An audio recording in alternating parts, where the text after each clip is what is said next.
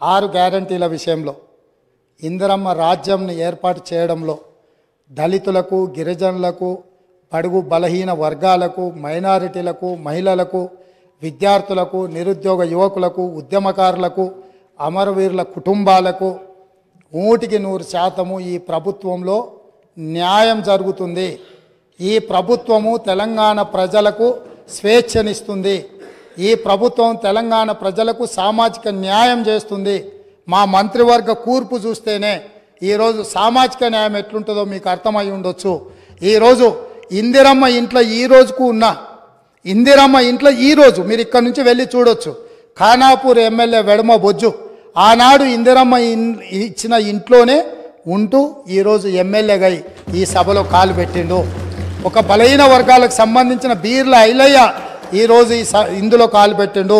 ఒక ఈర్లపల్లి శంకరయ్య షాద్నగర్ నుంచి రజక కుటుంబం నుంచి వచ్చిన వాడు ఈ శాసనసభలోకి రావడం జరిగింది. ఇట్లా చెప్పుకుంటూ వెళ్తే అత్యంత పేదలు, నిరుపేదల నుంచి వచ్చిన వాళ్లకు ప్రజలతో ఉన్న సంబంధాలు, అనుబంధాలతోని మందుల శామ్యుల్ మీరు అణిచివేసి తెలంగాణ ఉద్యమంలో ఉండి మీతో ఉద్యమంలో మొదటి నుంచి చివరి వరకు ఉన్న మందుల శామ్యుల్ని మీరు అనాథగా వదిలేస్తే 50,000 రూపాయల నగదు లేకపోయినా 52,000 ఓట్లతోని కాంగ్రెస్ పార్టీ మల్లికార్జున ఖర్గే, సోనియమ్మ గారి నాయకత్వంలో ఎమ్మెల్యేని చేసి ఈ సభలోకి మందుల శామ్యుల్ని తెలంగాణ ఉద్యమకారుణ్ణి ఈ కాంగ్రెస్ పార్టీ తీసుకొచ్చింది. అధ్యక్ష, కాంగ్రెస్ పార్టీ చిత్తశుద్ధిని ఈ దేశంలో ప్రజలు ఆలోచన చేయనప్పుడు, ఈ దేశంలో ప్రజలకు స్వతంత్రం కావాలి అని అందరికి అవగాహన లేనప్పుడే ఈ దేశ ప్రజలకు స్వేచ్ఛనివ్వాలి, స్వతంత్రం తీసుకురావాలి అని కాంగ్రెస్ పార్టీని ప్రారంభించి ఆగస్టు 15, 1947లో ఈ దేశానికి స్వతంత్రం సాధించిన పార్టీ కాంగ్రెస్ పార్టీ. నిజాం రజాకర్ల పరిపాలనలో ఉన్న ఈ ప్రాంతాన్ని విముక్తి కలిగించాలి అని సాయుధ రైతాంగ పోరాటంలో ఈ ప్రాంతంలో నిటారుగా నిలబడి వేలాది మంది నేల కొరుగుతున్నప్పుడు ఈ నేల తల్లి తడిసి ముద్దై మా కమ్యూనిస్టు సోదరులు, ఆనాటి స్టేట్ కాంగ్రెస్ సోదరులు అందరూ ఏకోన్ముఖమై రాజ్యం మీద, రాజు మీద వీరోచితంగా పోరాటం చేస్తున్నప్పుడు ఈ ప్రజలకు విముక్తి కలిగించాలి, ఈ ప్రజలకు స్వేచ్ఛనివ్వాలి, స్వతంత్రాన్ని ఇవ్వాలి అని చెప్పి ఆనాడు పండిత్ జవహర్లాల్ నెహ్రూ గారు ప్రధానమంత్రిగా ఉన్నప్పుడు కేంద్ర హోంశాఖ మంత్రి సర్దార్ వల్లభాయ్ పటేల్ ఈ ప్రాంత ఉమ్మడి హైదరాబాద్ రాష్ట్రానికి ఆ రోజు విముక్తి కలిగించి భారతదేశంలో కలుపుకొని స్వతంత్రాన్ని ఈ ప్రాంతానికి ఇచ్చిన పార్టీ కాంగ్రెస్ పార్టీ.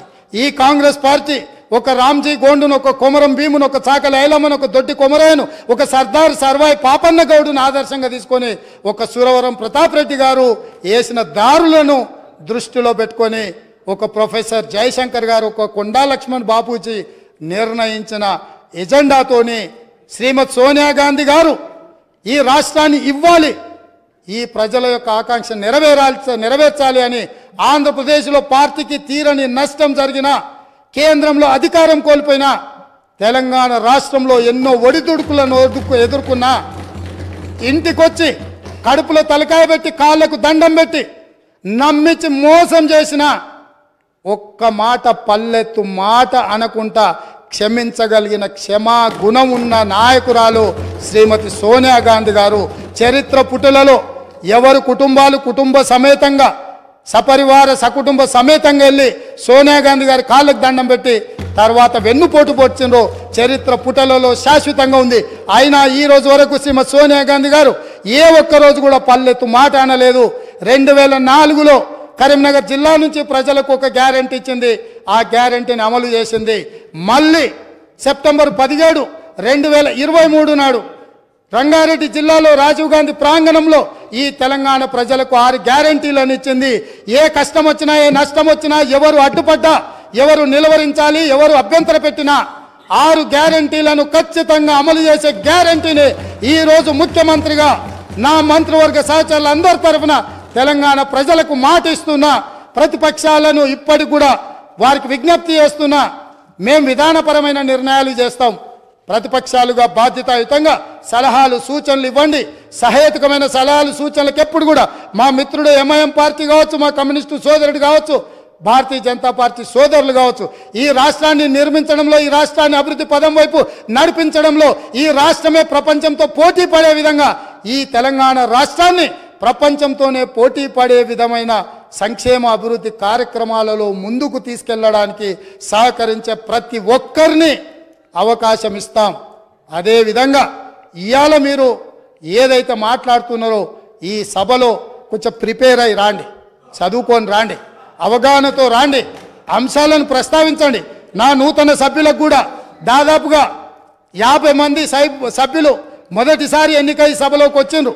వాళ్ళందరూ మనల్ని చూసి నేర్చుకోవాలి. ఎమ్మెల్యే పదవి అనేది తాత్కాలిక ఉద్యోగం కాదు, లేకపోతే ఎమ్మెల్యే పదవి అనేది కొంతకాలం ఉండి తర్వాత పోయేది కాదు.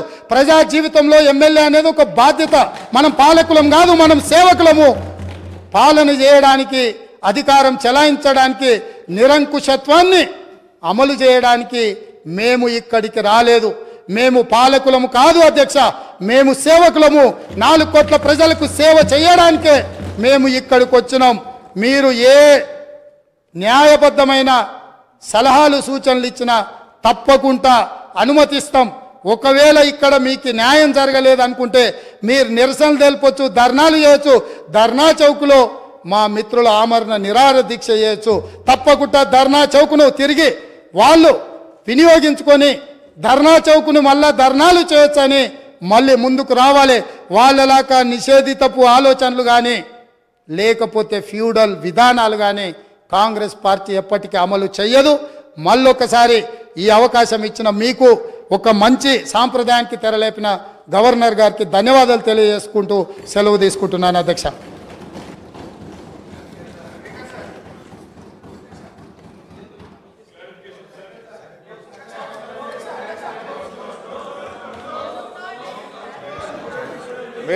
మీరు చాలా ప్రజాస్వామ్యంగా ఉంటారు కదా, నో అని ఎందుకంత భయపడుతున్నారు? ఓపికగా ఉండండి, ప్లీజ్ వెయిట్. మీరు చాలా డెమోక్రటిక్ అని చెప్పుకున్నారు కదా ఇప్పటిదాకా. డెమోక్రసీ మాటల్లో కాదు చేతల్లో కనబడాలి. Please wait. వాళ్ళిద్దరే కాదు, ఇంకా సభ్యులు ఉన్నారు అధ్యక్ష. వాళ్ళు పదే మాట్లాడుతూనే ఉన్నారు కదా అధ్యక్ష.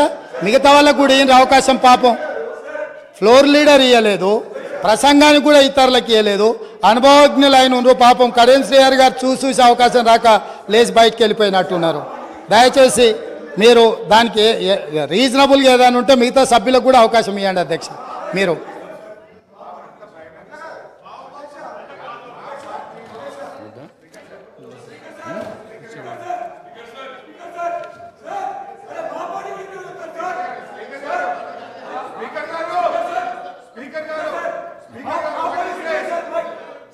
ప్రతి పార్టీ సభ్యుడికి ఒక్కరికి క్లారిఫికేషన్ కోసం అవకాశం ఇవ్వడం జరిగింది. అదే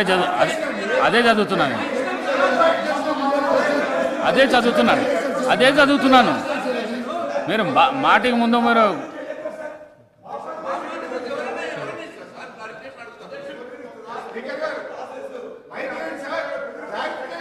క్లారిఫికేషన్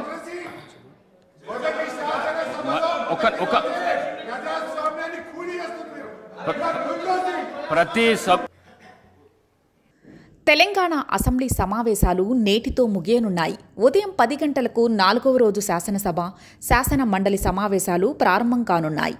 అసెంబ్లీ మొదలవగానే గవర్నర్ ప్రసంగానికి ధన్యవాదాలు తెలిపి తీర్మానంపై ఉభయ సభల్లో చర్చ జరగనుంది. కొత్త అసెంబ్లీ కొలువు తీరిన తరువాత జరుగుతున్న మొదటి చర్చపై సర్వత్రా ఆసక్తి నెలకొంది. ఈ నెల 9న సమావేశాలు ప్రారంభమయ్యాయి. అసెంబ్లీలో ధన్యవాద తీర్మానాన్ని పరిగి ఎమ్మెల్యే రామ్మోహన్ రెడ్డి ప్రతిపాదించనుండగా చెన్నూరు ఎమ్మెల్యే గడ్డం వివేకానంద బలపర్చనున్నారు. మండలిలో కాంగ్రెస్ ఎమ్మెల్సీ జీవనరెడ్డి తీర్మానాన్ని ప్రతిపాదించనుండగా టీచర్ ఎమ్మెల్సీ నర్సిరెడ్డి బలపర్చనున్నారు. నిన్నటి ప్రసంగంలో గత 10 ఏళ్ల కేసీఆర్ ప్రభుత్వ విధానాలను గవర్నర్ తమిళసై సౌందరరాజన్ విమర్శించారు. రాష్ట్రాన్ని అప్పుల కుప్పగా మార్చారని, వ్యవస్థలను దెబ్బతీశారని గవర్నర్ విమర్శలు గుప్పించారు. కాంగ్రెస్ ప్రభుత్వం వచ్చాక జరుగుతున్న మొదటి చర్చపై ఆసక్తి నెలకొంది. గట్టిగా కౌంటర్ ఇవ్వాలని బీఆర్ఎస్ డిసైడ్ అయిన నేపథ్యంలో చర్చ హాట్ టాపిక్గా జరిగే అవకాశం ఉంది. సీఎం రేవంత్ రెడ్డి సమాధానం ఏంటే అంటే ఇంట్రెస్ట్ సర్వత్రా నెలకొంది. 6 గ్యారంటీలను వెంటనే అమలు చేయకపోతే అసెంబ్లీ వేదికగా పోరాటమేనని ఇప్పటికే బీజేపీ ఎమ్మెల్యేలు హెచ్చరించారు. ఇంకా బిజినెస్ అడ్వైజర్ కమిటీ కాన్స్టిట్యూట్ కాని పరిస్థితి. బీజేపీ, ఎంఐఎం ఫ్లోర్ లీడర్ల ఎంపిక విషయంలో స్పీకర్ కార్యాలయానికి లేఖలు అందని పరిస్థితి.